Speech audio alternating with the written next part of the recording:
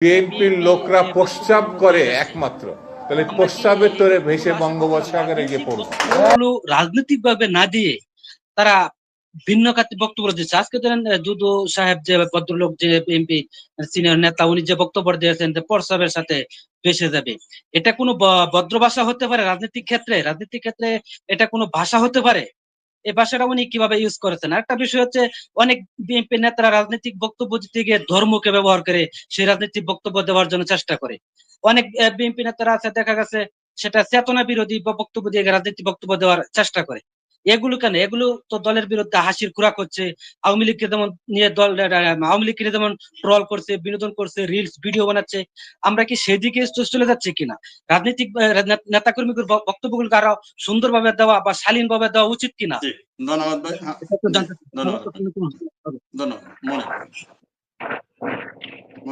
ধন্যবাদ এনাম ভাই এবং জি সবাইকে আসসালামু আলাইকুম। আফসারি ভাই এখানে অনেক অভিজ্ঞ আছেন এবং আরো দুইজন অভিজ্ঞ ব্যক্তি আছেন। আপনাদের কাছে আমি যদি ইতিহাস দেখেন, আমরা বিএনপি সারা জীবনে অনেক ভুল রাজনীতি করেছে, এখনো ওনারা ভুল রাজনীতি করতেছেন। যে নির্বাচনের বৈধতা নাই, যে নির্বাচন কমিশন অভিযুক্ত, সেই নির্বাচন ওনারা বৈধতা দেওয়ার জন্য এত উঠে পড়ে লেগেছেন কেন? নির্বাচন কমিশন সম্ভবত একটা আপিল করেছে, সেই আপিলের এখনো শুনানি হয় নাই। এখন শুনানি না হইতে ওনারা ক্ষমতা দেওয়ার জন্য, মেয়র হওয়ার জন্য এত উঠে পড়ে লেগেছেন কেন? এখন ওনাদের সামনে তো এখনো অনেক সময় আছে। একটা বিষয় আপনি যদি লক্ষ্য করেন, কিছুদিন জামাতের বিরুদ্ধে রাজনীতি করেছে, এখন এনসিপির বিরুদ্ধে রাজনীতি করে। এই ছেলেরা যতই ভুল করুক, যখন বিএনপির সাথে মিলে যাবে তখন সবাই ভালো হয়ে যাবে। যেরকম স্বৈরাচার এর সাথে বিরুদ্ধে আন্দোলন করেছে, আবার এই স্বৈরাচার এর সাথে নিয়ে ওনারা আবার রাজনীতি করেছেন, সরকার গঠন করেছেন। তা আমাদের দেশের রাজনীতিবিদরা আসলে কোনো ধর্ম নাই, আমাদের দেশের রাজনীতির কোনো ক্যারেক্টার নাই। এই ক্যারেক্টার গুলো রাজনীতিবিদদের দিকে দেশ কিভাবে উন্নতি হবে বলে আপনারা মনে করেন? দুদু সাহেব এখন সম্মানের এইসব কথাবার্তা উনি বলেছেন, উনি তো থার্ড ক্লাস লোকের মতো, বস্তির থার্ড ক্লাস লোকের মতো কথা বলেছেন। তাহলে ওনারা কিভাবে সম্মান পাবেন আর কিভাবে দেশ পরিচালনা করবেন, কিভাবে জনগণ উপকার করতে বলে আপনারা মনে করেন? ধন্যবাদ আপনার সবাই। ধন্যবাদ।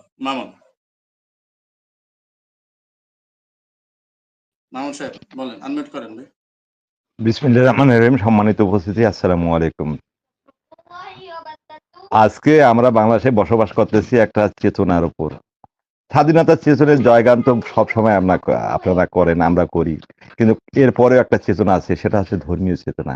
এই চেতনায় হয়তো লোক সংখ্যা কমতে পারে বা বাড়তে পারে, কিন্তু একটা নির্দিষ্ট সংখ্যক মানুষ এই চেতনার উপর বিশ্বাস করে। সেই চেতনা থেকে বিএনপি বারবার মানুষগুলাকে দূরে সরিয়ে দেওয়ার যে প্রচেষ্টা করতেছে, এখানে বিএনপি কতটুকু ফায়দা হবে? নুরুজ্জামান ভাই, আপনাকে বলতেছি, আপনি দেখেন, আমরা একটা কৃষ্টি কালচার সংস্কৃতির উপর দাঁড়িয়ে কথা বলি। আমাদের একটা সভ্যতা বা একটা অনুশাসন হচ্ছে, সেটা হচ্ছে ধর্মীয় অনুশাসন। এই অনুশাসনের ভেতর দিয়ে আমরা অনেকটা চলতে চাই। এটা সংখ্যা হয়তো অনেকটা কমে গেছে আপনার দৃষ্টিকোণ থেকে, কিন্তু আপনি যদি এখন হিসাব নিকাশ করেন, এই সংখ্যাটা একটু বেড়ে গেছে।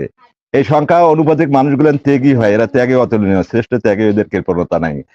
ধরে নিলাম বিএনপি অনেক বৃহৎ দল ছিল, কিন্তু আন্দোলনের ক্ষেত্রে যারা সবচেয়ে অগ্রণী ভূমিকা পালন করছে, এদেশের মানুষ সেটা জানে, হারে হারে উপলব্ধি করতে পারে। আমি সেটা এখানে আজকে বললাম না, আপনারও উপলব্ধির জায়গা আছে।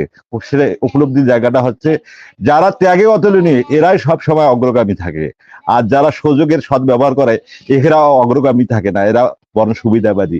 বিএনপি আজকে সুবিধাবাদী হয়ে গেছে, তারা ভারতের বিরুদ্ধেও কথা বলতে চায় না, জনগণের পারসেপশনও বুঝতে চেষ্টা করে না। এগুলো আমাদের বুঝতে হবে, নাহলে বিএনপি ধোকে ধোকে নিচের দিকে ধাবিতে হবে। নুরুজ্জামান ভাই, আপনি সত্যের কথা বলুন, সত্য সন্ধানী মানুষকে এগিয়ে নিয়ে যায়। ধন্যবাদ সবাইকে। ধন্যবাদ। ইলিয়াস। আসসালামু আলাইকুম। আসসালামু আলাইকুম। আমার যে প্রশ্ন নুরুজ্জামানের কাছে, জিয়াউর রহমান তো এই যে ওনার যে 3.5 বছরের শাসন, উনি দুইটা ভিত্তির উপর রাজনীতি করছে। একটা হচ্ছে গিয়া ভারত, আর দ্বিতীয় হচ্ছে ধর্ম। ঠিক রেখে উনি রাজনীতি করছে। রামবাম দূরে আসিল। আর ওখানে বিএনপি রামবাম কয়টা, যে বিএনপি যে 3টা ইলেকশনে দিচ্ছে, সংসদে পার্টিসিপেট করছে, এমনকি দেশ শাসন করছে, কয়টা বাম রামের ভোট পাইছে? সব কিন্তু ধর্মপ্রাণ মুসলমানের। হয়তো কেউ একটু ধর্ম পালন একটু বেশি করছে, কেউ একটু কম করছে, কিন্তু মুসলিম ভোটটাই বেশি পাইছে। এই রামবাম টাইম না, যেরকম ফজলুর রহমান একটা, এরকম যে আরো কস্তাডে আছে, এরকম এই বিএনপির যে শেখ হাসিনার ডুবাইছে যেরকম রামবামে, এই বিএনপিরও ডুবাইবে এই রামবাম। ঠিক আছে, বিএনপির অবস্থা সামনে রয়েছে রামবামের অবস্থা। জিয়াউর রহমানের রাজনীতি বিএনপি এখন করে না, নামে রাখছে জিয়াউর রহমানের, ওইটা হচ্ছে স্যাম্পল। যে আমরা একটা প্রোডাক্ট ইটা তৈরি আগে স্যাম্পল দেয় একটা, ওই জিয়াউর রহমানের রাখছে স্যাম্পল হিসেবে। এখন করে হাসিনার রাজনীতি, বিএনপি গরম, শেখ হাসিনার রাজনীতি রামবাম দেয়া, এই রামবামের লেগে বিএনপি ডুববো। বেসবেন। জি, ধন্যবাদ। ধন্যবাদ আপনাকে।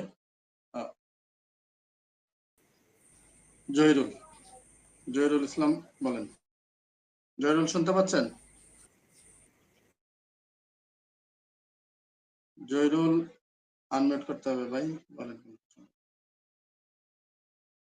জহিরুল শুনতে পাচ্ছেন আপনাকে? জাহিদ কেন আনমিউট করেন, বলেন কোন প্রশ্ন থাকলে বলেন। আসসালামু আলাইকুম। আফসারি ভাইয়ের কাছে আমার প্রশ্ন, আমাদের যে সেনাপ্রধান জনাব ওয়াকারুজ্জামান সাহেব, যার এই জুলাই অভ্যুত্থানে অগ্রণী ভূমিকা, এবং আমি মনে করি তার ভূমিকার কারণেই দেশ বাংলাদেশ এখন অক্ষত আছে। তো এখন সেনাপ্রধান তিনি কি আসলে সঠিক ট্র্যাকে আছেন কিনা, এই বর্তমান রাজনৈতিক সিচুয়েশনে জেনারেল ওয়াকারুজ্জামানের আসলে কি করা উচিত, একটু ব্যাখ্যা করবেন প্লিজ, যেহেতু আপনি ওই ডিফেন্সের মানুষ। নুরুজ্জামান ভাইয়ের কাছে আমার প্রশ্ন, বরাবর যে সবাই যে প্রশ্নগুলা করেছেন,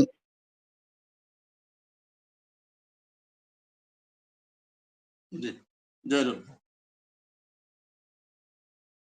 শুনতে পাচ্ছেন আপনাকে ভাই? জহিরুল আনমিউট করেন।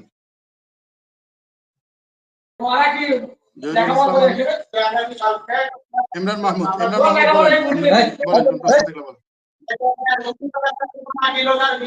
আসসালামু আলাইকুম মনির ভাই, আপনাকে ধন্যবাদ এবং সম্মানিত আলোচক বৃন্দকে সালাম। আসসালামু আলাইকুম।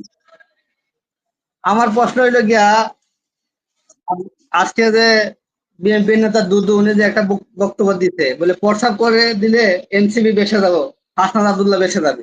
আসলে ওনাদের মন মানসিকতা ছোট কেন? 15 বছর আগে যদি এই প্রস্তাবটা করতেন ওনারা, তাহলে তো শেখ হাসিনা বেসে যাইত। ফালতু কথা বললে এখন আর চলে না, বুঝছেন? এখন আমরা সবাই সচেতন। 2000 মানুষের শহীদের বিনিময়ে আমরা শেখ হাসিনাকে দেশ থেকে যাইতে বাধ্য করেছি। ওনারা যদি এরকম হয়তো চায়, ওনাদের আমি মনে করি 5 দিন না, ওনাদের একদিন আন্দোলন করলে বাংলাদেশের জনগণ ওনারা কোথায় যাবে? ভারত তো আর যাবে না, বঙ্গোপসাগরে চাপ দিতে হবে। এখনো সময় আছে ওনাদেরকে বাংলাদেশের জনগণের পালস বুঝে রাজনীতি করতে হবে, এবং অভ্যন্তরে কোনো কথা বলা যাবে না। কথা বলার সময় অবশ্যই শালীনতা ভাবে কথা বলতে হবে। ধন্যবাদ আপনাকে। জি, মুমতাসিম ফুয়াদ আনমিউট করেন, বলেন। আসসালামু আলাইকুম, ধন্যবাদ। বাংলাদেশের রাজনীতিতে বরাবরই একে অন্যকে আক্রমণ করার ভঙ্গিটা যেরকম হয়েছে, যে পাড়েতে ধরে মারামারি শুরু করে, সিনিয়র রাজনীতিবিদদের থেকে আমরা এরকম আশা করি না। তারা জনগণের জন্য কাজ করবে। এবং বিএনপির যে দুদু সাহেব, তিনি বরাবরই তার বক্তব্যগুলো আক্রমণাত্মক এবং সমালোচনার সৃষ্টি করে। কি জন্য তিনি এরকম কথা বলতে? রাজনৈতিক অঙ্গনে কলুষিত করার জন্য। তিনি যে ছাত্রদেরকে অ্যাটাক করে কথা বলেছে, আজকে যদি এই ছাত্ররা না থাকতো, তাহলে আজকের এই দিনে তাকে কোর্টের বারান্দায় ঘুরতে হতো। 16 বছরে যারা একটা বালুর ট্রাক সরাতে পারে নাই, তারা কোন সাহসে বলার সাহস পায় ছাত্রদেরকে অ্যাটাক করে? এদের কারণে, এদের 15 দিনে 16 দিনের আন্দোলনের কারণে আপনার সত্যি বাধ্য হয়েছে। এখন অনেকে বলবে যে আমরা 17 বছর আপনারা করেছেন, কিন্তু কোনো সাকসেসটা পান নাই। সুতরাং ছাত্রদেরকে সম্মান করে বলা উচিত না করার কারণে বিএনপির ভাইরা যারা আছেন, আপনারা দেখছেন হয়তো মন খারাপ করতে পারেন, কিন্তু সত্যতা 5ই আগস্টের পর থেকে যতগুলা মুনাফিকি হয়েছে বাংলাদেশের রাজনীতিতে, সেই সমস্ত মুনাফিকিতে আপনারা অবস্থান রেখেছেন। চুপ্পুর পতনের বিরুদ্ধে আপনারা অবস্থান করেছেন, ওয়াকার সাহেবের পতনের বিরুদ্ধে অবস্থান করেছেন। এগুলা হচ্ছে জুলাই অভ্যুত্থানের বিরুদ্ধে মুনাফিকি। আপনাদের এত জোর ছিল। এবং বিএনপি যে সমস্ত কাজগুলা করছে, অবৈধ নির্বাচনের মেয়র ইশরাক সাহেব, সে বারবার বলে গেছে নির্বাচনী অবৈধ, সে এখন মেয়র হওয়ার জন্য নগর ভবনে যে লাফালাফি করতেছে। কি দরকার তাদের এত? তাদের এখন ক্ষমতার লোভ সামলাতে পারতেছে না।